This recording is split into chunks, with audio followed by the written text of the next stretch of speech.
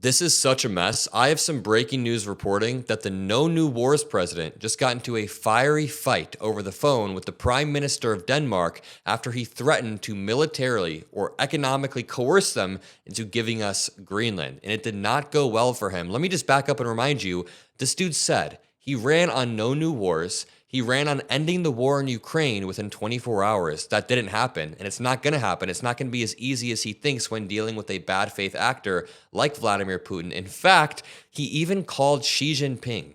The president of the United States called our enemy Xi Jinping and asked Xi to end the war in Russia. Like Xi doesn't benefit from Russia taking Ukraine, but I digress.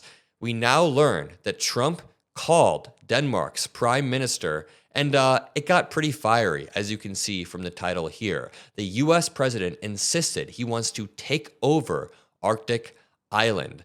And before I even dig in, I've already made this point many times, but not only does this undermine America's credibility on the global stage, that's the obvious piece, but it actually has us lose our moral high ground over countries like Russia or China.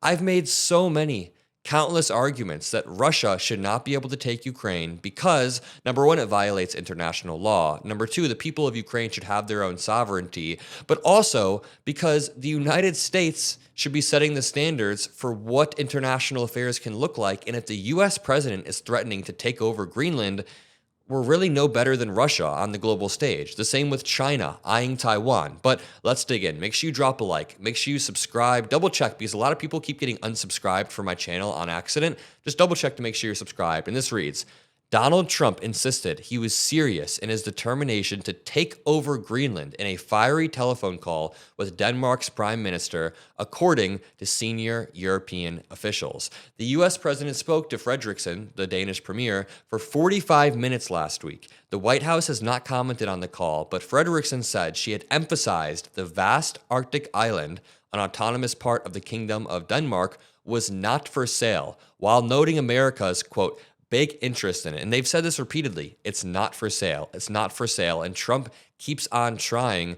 And I am fairly certain the only reason Trump wants to take over Denmark is not because of some strategic advantage that it would give us. It's because he wants to entrench his legacy as one of the few U.S. presidents who expanded territory for the U.S. I mean, Trump posted a photo the other day of Mount Rushmore, but there was one more face added, and it was his own face. He is a narcissist who is addicted to the cameras and really wants his legacy to be the guy who expanded the U.S., but he also somehow wants his legacy to be the peace president. You can't have both of those things at the same time unless Denmark just gives Greenland over, which now we know they are not going to do. So let me tell you one more time. Yes, while having Greenland would give us some strategic advantages, that's not why Trump wants it. And we cannot use military force or economic coercion to take that over. That is not how diplomacy works.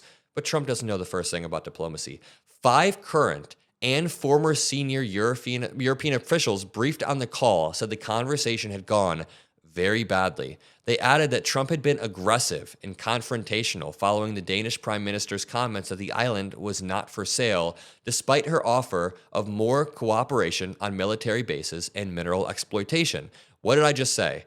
It's not even about the strategic position of Greenland, because yes, Greenland is strategically placed. Anybody should be able to admit that, but they're our allies. Denmark is our ally. They will cooperate with us without us having to threaten them. Donald Trump just wants to posture, and he thinks it's some weird negotiation tactic, but it's not. It's not a negotiation tactic. It's like holding a gun to your ally's head and saying, hey, I'm negotiating with you. It's just not good. Quote, it was horrendous, said one of the people. Another added, he was very firm. It was a cold shower. Before, it was hard to take it seriously, but I do think it is serious and potentially dangerous. This is absolutely insane. Again, I just want to read this section one more time.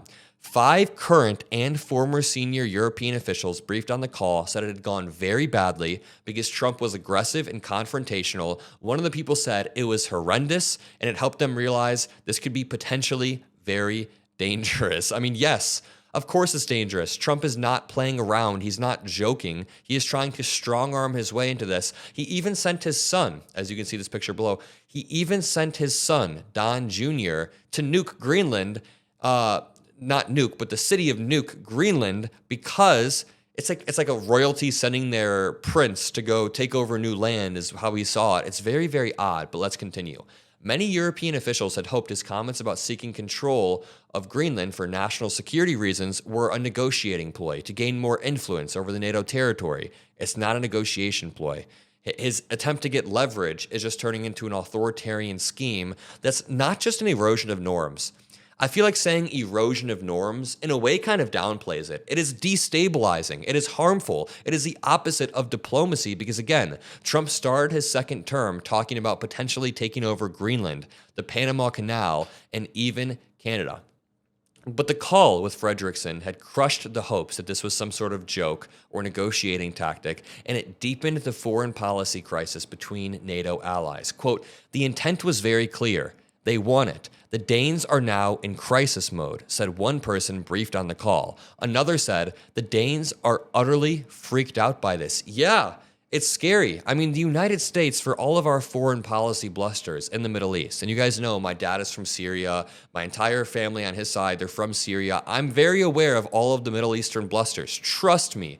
For all of our mistakes, I'd like to think the U.S. at least acted as some sort of leader of NATO, and you can look at Ukraine. Look at President Biden. When Ukraine was invaded by Russia in 2022, President Biden immediately jumped to action. I think he could have been a little bit stronger off the bat, but what he did right was get all of these NATO allies together supporting Ukraine as a cohesive alliance to show Russia, to show China, you can't just annex territory. You can't just do that. But I guess that doesn't matter when Trump says stuff like this. And now a former Danish official added, quote, it was a very tough conversation. He threatened specific measures against Denmark, such as targeted tariffs. No, this guy cannot drop tariffs. He threatened Greenland and Denmark using tariffs.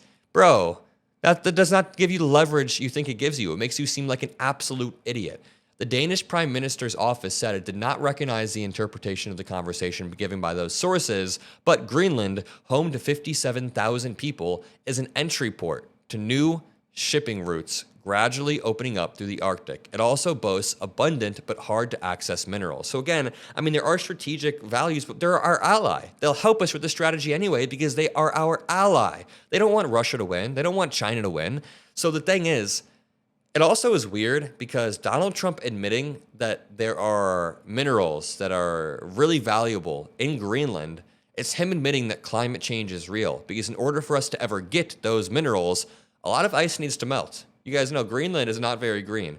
Quote, President Trump has been clear that the safety and security of Greenland is important to the United States as China and Russia make significant investments throughout the Arctic region.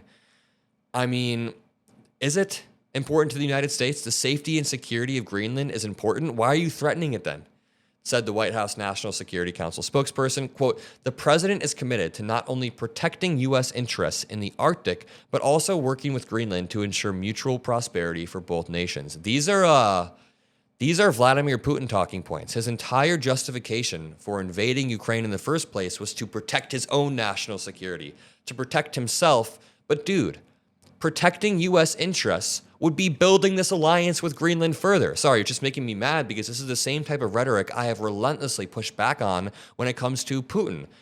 Trump, and also Xi Jinping uses the same argument with Taiwan. He says Taiwan is very vital to Chinese interests. They are very vital to our interests. It's just disgusting. Trump threatened in January to impose duties on Denmark if it opposed him on Greenland. He also declined to rule out using military force to take control of the land. That's the crazy part. And this is what Trump said, quote, people really don't know if Denmark has any legal right to it, but if they do, they should give it up because we need it for national security. Oh, that's a strong argument. Just give it up. It's like when I was playing with my friends in preschool and we both want a toy. I'm just like, you should give it up for my own self-serving reasons. He needs to make an actual argument beyond just tariffs and military force.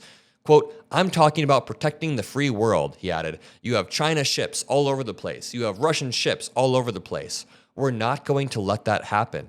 How about you build our alliance with Denmark and Greenland even further and give them something in exchange for not allowing these certain ships to go through. If Russian ships, if Chinese ships are not allowed through Denmark, then I will give you this or that. You can have a deal that doesn't require posturing towards them.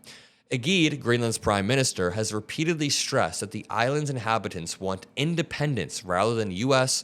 or even Danish citizenship, but he has welcomed U.S. business interest in mining and tourism. Again, we can have an alliance that doesn't necessitate military force. Frederiksen held a meeting with chief executives of large Danish companies, including Novo Nordisk and Carlsberg, last week to discuss Trump's threats, including potential tariffs against her country. On the day of the Trump call, she told Denmark's TV2, quote, "There is no doubt that there is great interest in and around Greenland. Based on the conversation I had today, there is no reason to believe that it should be less than what we have heard in the public debate," meaning every bad thing you've heard about Trump's intentions are 100% true, and I'll leave it there. If you appreciate what I do, drop a like, subscribe, have a great rest of your day, and I'll see you in the next one. Peace out.